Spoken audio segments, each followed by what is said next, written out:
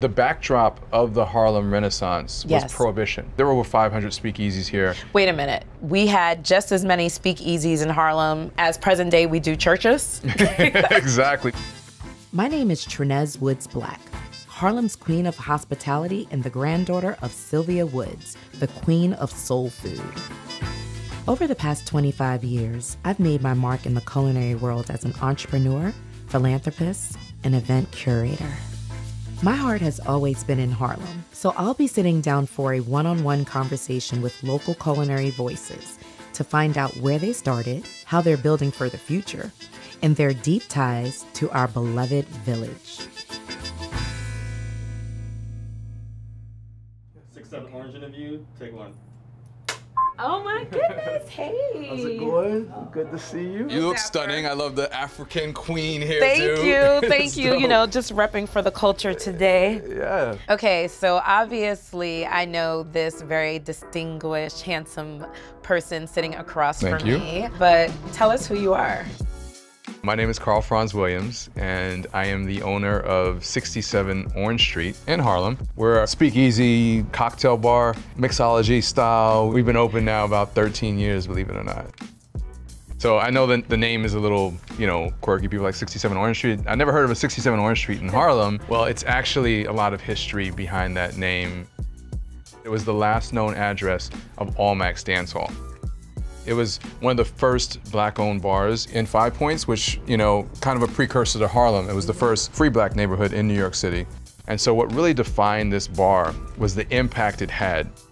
So politicians, wealthy people, they didn't go to Five Points for much else because it was considered, a slum, right? Yeah. But they came down to go to this bar. So when I heard that story, I wanted to bring that energy into what I was doing. And that's the one thing that always stands out to me. I felt like I had stepped into, a time piece of warp and I history. was right back in the Harlem Renaissance.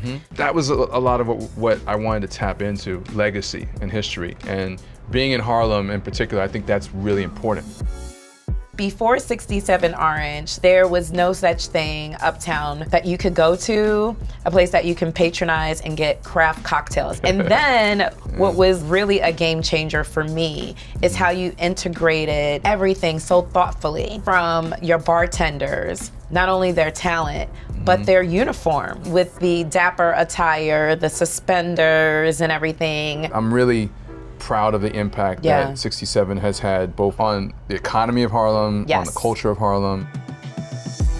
So let's talk a little bit about how we met and grew to be great friends and co-founding Harlem Park to Park together. No doubt. I mean, so Harlem Park to Park, officially we're a merchants organization that celebrates the culture and commerce of Harlem. We make sure that as a community of businesses here, we have programs that support and promote, that provide recognition and opportunity. And then beyond that, we're also providing support directly for the businesses in terms of opportunities, in terms of education and training.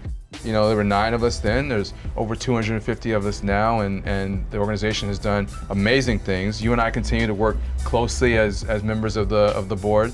So I'm really proud of that, but a part of that is that idea of community and the fact that we recognize that we are stronger as one. And I think that's just a true example of Harlemites' commitment to taking care of Harlemites.